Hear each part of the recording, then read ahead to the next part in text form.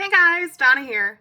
So I've had a couple of questions come in about how we were able to upgrade at the port. So when we arrived at Port Everglades in Fort Lauderdale, how we were able to upgrade from our traditional veranda balcony stateroom to the concierge level. So a couple of things had to happen in order to make this fall into place. First, we had a pretty early port arrival time. We were group 5. We are Gold Castaway Club with Disney Cruise Line, which means 5 to 9 completed sailings will fall under that gold level.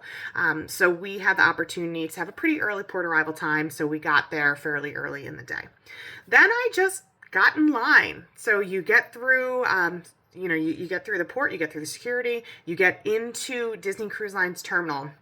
And there's another, like a secondary check-in desk where if someone's passport or something like that didn't upload properly, they would have to stand in that line. Well, to the right, there's another line that says supervisor assistance. So that's the line that you get into. I was like 3 people back. There were 2 couples in front of me, and I heard the 2 couples talking to one another about like, oh, you're trying to upgrade? Yeah, I'm trying to upgrade. So I was texting Andrew and saying like, hey, there's 2 families in front of us. I don't know if this is going to work. So then when the first of those 2 couples got up to the supervisor's desk, they turned to the family who they had been talking to, and they said, hey guys, there's 3 rooms left. So I texted Andrew really quickly, like, oh my gosh, there's 3 rooms left. Like, this could happen.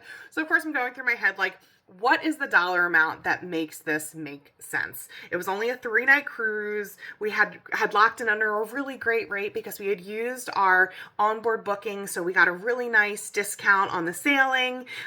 So we were really happy with what we had paid. So what was kind of that magic number? And I'm not going to sit here and tell you what that magic number is. It has to be what makes sense for your family.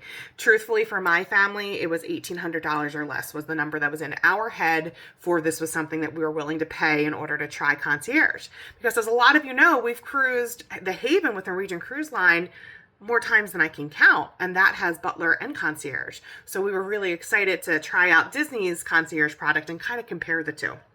So they fortunately did give us an offer. It was $1,587. They said, would you like to accept that? So I said, hold on, called Andrew. He said, yeah, do it. So then they filled out this little form. Wasn't anything crazy. All I did was put our reservation confirmation, circle the ship, write my name, put the stateroom that we had been in, which ironically was 10554, category 5A, to the stateroom that we'd be changing to, which was 10072, category 3A. So our veranda stateroom was essentially just on the other side of the ship from the stateroom that we had booked for this sailing. This is unique to the upgrades that the Dream and the Fantasy did complete recently to add more concierge rooms, because as you might know, typically the concierge rooms are up kind of in like a more secured area together. So this was just, I shouldn't say just, it was beautiful. It had some upgrades in it. A concierge stateroom.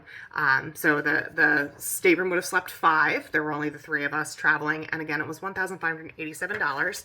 And one thing to keep in mind is this charge went to our onboard account. So we did not pay for this on our credit card at time of booking. This went to our onboard account. So that was kind of interesting. And then they gave us, you guys are going to laugh at how I preserved these for you, but I knew I had to show you. They gave us these little gold stickers.